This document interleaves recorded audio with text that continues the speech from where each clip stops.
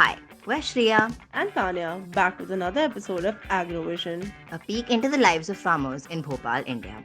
Here, in the first slide, we see Mukesh JATT, a man who's made crores by growing chilies. Yes, the hot chilies that we identify India and its food with. Mukesh Jatt is currently 45 years old and was born and brought up in Nasrullaganj. He studied in the local school and had big dreams. Studying seemed the way to success. So, Mukesh Jatt got a degree in BCom final. He was not planning on growing crops. He wanted a normal job. But as luck would have it, one man met him and told him that agriculture was actually a booming field. He even told him that chilies would be a great crop. So started a journey where his brother and family helped him. Along with farming, he also started a student accommodation for underprivileged children in Bhopal. White chilies. Chilies have a yield 3x times of any other crop. It produces a lot of income on sale. Chilies grow through the year, so the income is regular. But why bother about the crash crops when this provides more than 2 crores of revenue a year? A truly astounding amount. As seen in the pictures, we can clearly gauge his exceptional yield, pattern of cropping and storage.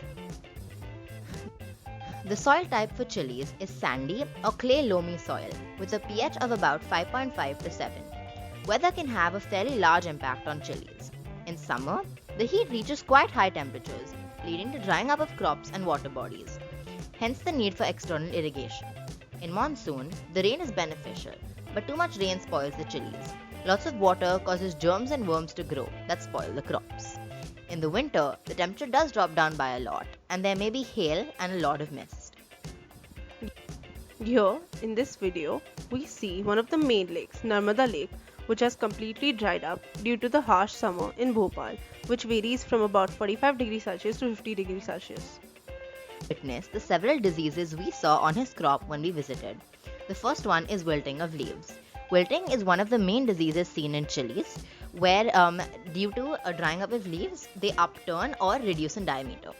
Second one is drying up of a plant, where the leaves have fallen down due to harsh weather conditions as lack of water, and so it leaves only the brown stem back. Same with the third slide, where we can see bad quality tomatoes left due to intense heat conditions in Bhopal at the time. Now, we'll talk about black thrips. Black thrips or chili thrips, which are tiny black winged insects that enter into the chili flower and then suck the plant sap, which then ruins the crop and reduces the yield.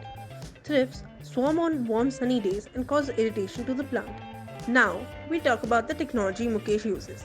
Mukesh uses mulching, a process of covering soil or the ground to make favorable conditions for the plant growth. Mukesh has employed a water well in the farm and has also installed drip irrigation, which ensures adequate supply of water throughout the farm and is also an energy saving technique as it uses electricity to only run the motor which controls the irrigation. So a little bit of technology and science has crept in almost every part of India, even if it is a small village like Nasulaganj. So, why not organic farming? We spoke to him in detail about organic farming, and he was educated enough to know what it was. He told us how he tried it, and while it gave him lovely yield and very good quality plants, it is uneconomical in such small villages because no one understands the real value of such products. Growing crops organically requires more effort and costs, and the market is not willing to pay so much when the crop can be sold for much cheaper. Now we come to the chemicals. So yes, he does use chemicals. Pesticides to kill the germs that kill crops, and he told us in detail about all the nutrient supplements he uses to help better his crop. They are nitrogen, phosphorus, potash, 14-Artalis, calcium nitrate, zinc, and several others, adding up to 17 different types. Now, in this slide, we'll explore the different type of labor Mukesh uses. Since India is a labor-centric country, it is only fitting that he uses traditional means of farming. With the crop harvesting being manual, one needs to pluck each fruit by hand. All of it is hard work and a lot of time and effort needs to be put into each produce. The costs are there but are minimal. Some labourers are paid wages but for the days they work. Mukesh pays Rs 250 for every day a labourer shows up for work. Seeds are stored and made in a polyhouse. Hence, he does not produce his own seeds. Not much storage is required.